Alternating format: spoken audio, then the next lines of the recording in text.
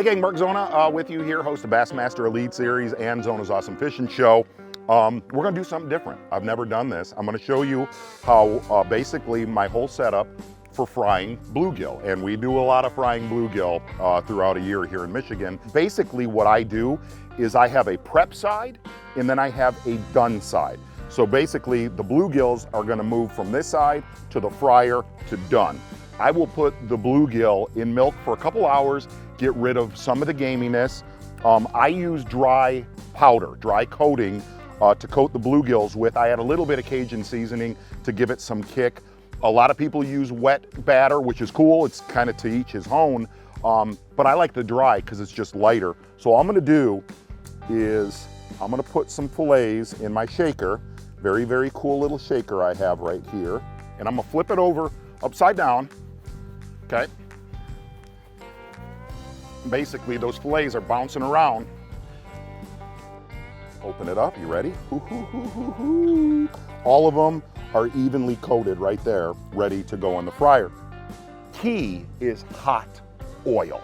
Whether it's vegetable oil or canola oil, it needs to be 375. But here's the one sassy thing I do is I will put in a stick of butter flavored Crisco. Is it good? Is it healthy? Is it good for you? I don't know, but it's really, really good. Dropping a stick in that hot oil, it just gives your fish a lot of flavor. 375 degrees, I'm gonna drop the fillets.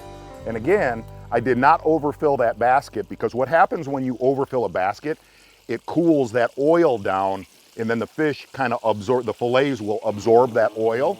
3 to 4 minutes, basically, when your fillets start to float, I give them about another extra 20 to 25 seconds. So right there, we basically got perfectly golden brown. All of the fillets were floating, all right? I'm gonna hang it right there, kind of let some of that excess oil drip off of them. And then all I'm gonna do is dump them in the done area. Beautiful, perfect fillets. And how you know they're done is if you can break them like that, and there's flaky white. If they're rubbery, they are not done. If they break away just like that, and the other thing, kind of like the Crisco stick, is I'll put a little bit of Parmesan cheese. Gives it a little added fire.